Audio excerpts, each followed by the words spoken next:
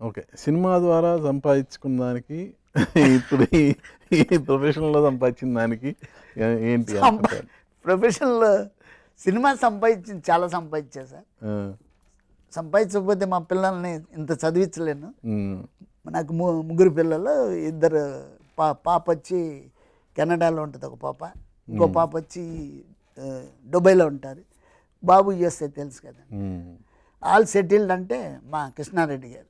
నిజంగా సార్, కృష్ణారెడ్డి గారి సంస్థలోకి వచ్చాక వెనక్కి తిరిగి చూడలేదు సార్ మేము ఎవరు. అంత బాగా మమ్మల్ని కూడా చూశారు వాళ్ళు. ఒకే సంస్థలో ఇట్లా ఉంటాం. ఇంకోటిసారి ఇప్పుడు నాకు సుబ్బారావు ఇది చెప్పచ్చలేదు కానీ చెప్పాలనిపించింది నాకు ఒక 50 షీల్డ్లు ఉన్నాయండి. మా పిల్లలు చూపిస్తే ఈ సినిమా ఎప్పుడు చేసావు తాత అంటారు. అట్లా ఉంటుంది ఇప్పుడున్నది. కానీ ఇప్పుడు నాకు అనిపిస్తుంది హీరోలు పెద్ద పెద్ద సినిమాలు కదా సార్ మన బాహుబలి కానీ, అందులో ఉన్న టెక్నీషియన్ ఏం సినిమా చేసావంటే చూపించుకుంటా ఇంట్లో ఏం లేదుగా. ఎందుకని ఆ సిస్టమ్ పోయిందండి. మీలాంటి వాళ్ళు చెప్పాలి సార్.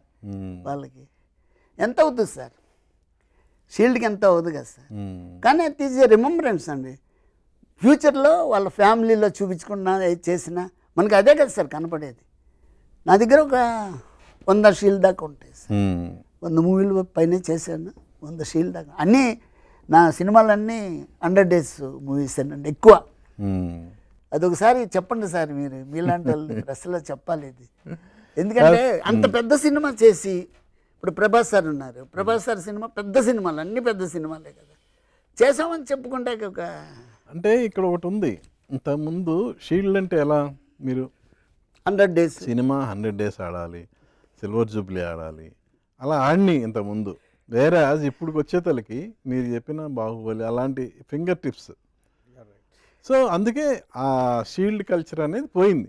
అంటే యాక్చువల్గా దీనికైనా ఇవ్వచ్చు సార్. యాక్చువల్గా మనం ఆడియోకి ఇచ్చేవాళ్ళం, గుర్తుందండి. ఆడియోకి కూడా, ఆడియో రిలీజ్ ఆడియోకి కూడా ప్లాటినం డిస్క్ అని సిల్వర్ అవి చేశారు.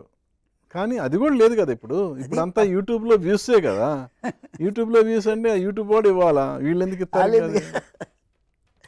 నాకు అనిపిస్తుంది సార్. ఇప్పుడు అనిపించింది రైటే, కానీ రీజన్, వాళ్ళ రీజన్ కూడా ఉంది కదా. అది ఫ్యూచర్లో మన ఇంట్లోకి ఒక మనిషి గెస్ట్ వచ్చారు, కరెక్టే.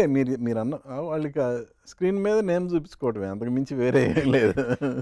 ఎక్కడ సార్ రేమో లాస్ట్లో ఇలా వెళ్ళిపో. ఇప్పుడు మెయిన్ డెకరేషన్స్ ఎటు ఫ్రంట్లోనే వస్తుంది కదా. అవును, మీ అబ్బాయి ఏంటి ఇండియా నుంచి ఏ పొలిటికల్ లీడర్ వెళ్ళినా వైట్ హౌస్? యాక్చువల్గా వాడు సాఫ్ట్వేర్ ఇంజనీర్ అండి. దానికి కూడా మా శ్రీకాంత్ గారి సహకారం ఉందండి. మా అబ్బాయి పాస్ అయిన తర్వాత అప్పట్లో ఎక్స్పీరియన్స్ ఉంటే కానీ జాబ్ ఇచ్చేవాళ్ళు కాదు. అప్పుడు శ్రీకాంత్ గారి బ్రదర్ ఇక్కడ సాఫ్ట్వేర్ ఆఫీస్ పెట్టాడు. దాంట్లో నేను ఫ్రీగా జాయిన్ చేశాను. ఆయన ఏంటంటే వాడికి బాగా టెక్నాలజీ నేర్పించి ఫారిన్ కొలాబరేషన్ అయింది.